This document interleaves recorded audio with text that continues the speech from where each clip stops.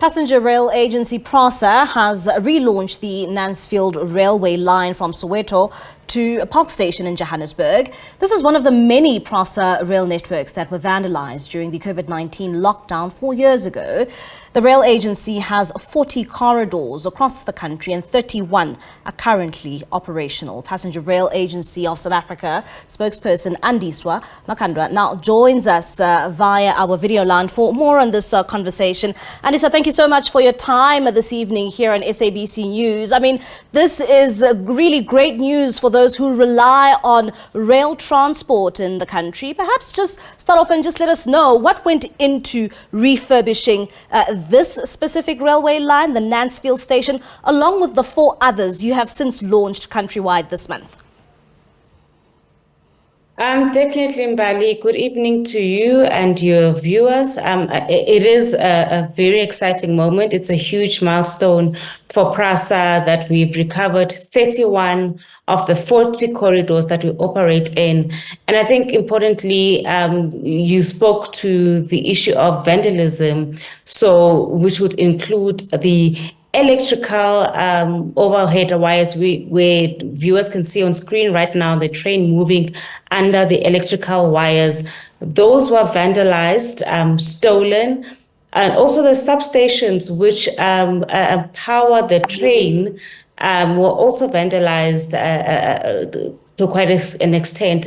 Also the station. So in recovering this service, Mbali, we had to replace the electrical overhead wires, which you see right now on the screens. We also had to fix and rehabilitate and refurbish the overhead, the substations, including the stations that were vandalized. I mean, people have seen visuals and pictures of the state of our stations in the entire network. So we had to rehabilitate those stations. So that's the work that's gone into rehabilitating the Nancefield to Johannesburg line. And speaking about Nancefield, how important is this network, especially for those residents in Soweto? No, it is an important network for PRASA. It's very strategic in that Soweto being a community at large that relies on affordable transportation. Now you have people who can use the train from Lamlamkunzi, from Orlando, Klipspruit. We also have a line from Naledi to Johannesburg. All these communities and surrounding areas can now use the train service affordably. I mean, just from Nancefield to Johannesburg, you're looking at R7.50 just to travel from Nancefield to Johannesburg. It's a huge saving for a lot of our commuters who have been paying exorbitant costs in terms of traveling. And of course, Andiswa, you speak about 31 lines which have now been restored from the 40, and I understand that at least there's 9 more left. How far are you in terms of ensuring that, the entire railway system is working to its full capacity?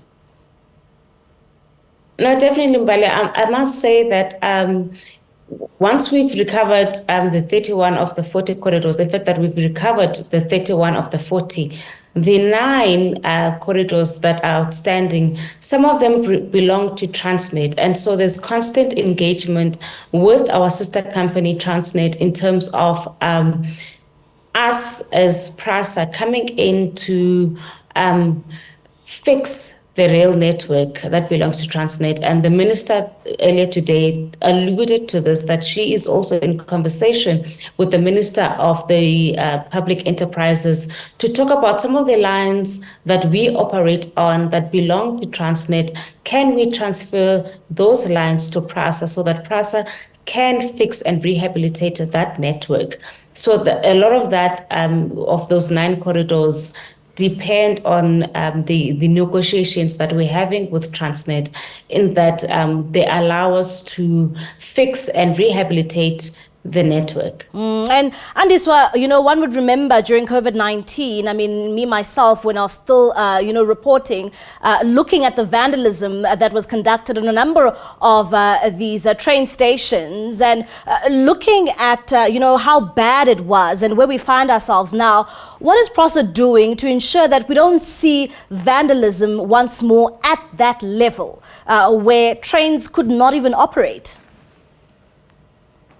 Definitely, Mbale, that's an important issue that you raised, because there are multiple layers to what happened, how we got to the decimation of the passenger rail infrastructure. Number one, Mbali, there was the cancellation of the security contracts, and this was done at the time of a previous board who had received a report that some of the security contracts were irregular, and therefore they ordered for an immediate cancellation of the security contracts. And so immediately, a lot of the security contracts that were on place had to be removed. And so leaving the rail infrastructure vulnerable to theft and criminality activities. But over and above that, there was also lockdown subsequently to that, where trains were not moving. And I must just say, Bali, to your viewers, in that we found and we know that when there's movement of trains, it serves as a deterrent in terms of theft and vandalism. People don't find an opportunity to steal the rail infrastructure when trains are moving. But when lockdown happened, people are not going to work. Trains were temporarily suspended. We didn't have the security because the contracts were suspended. And so this left the rail network vulnerable to all criminal activity. And it left the network open to theft and vandalism, including the stations. So what we've done is that we have an integrated security plan where we're working with the SAPS, we're working with intelligence, but part of the integrated security plan is that we need boots on the ground.